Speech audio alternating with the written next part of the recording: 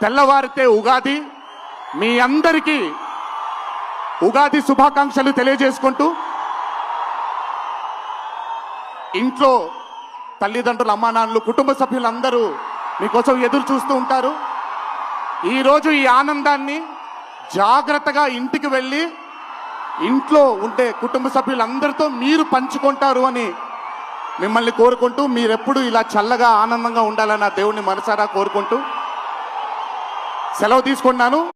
తెల్లవారితే ఉగాది, మీ అందరికీ ఉగాది శుభాకాంక్షలు తెలియజేసుకుంటూ, ఇంట్లో తల్లిదండ్రులు, అమ్మానాన్నలు, కుటుంబ సభ్యులందరూ మీకోసం ఎదురు చూస్తూ ఉంటారు.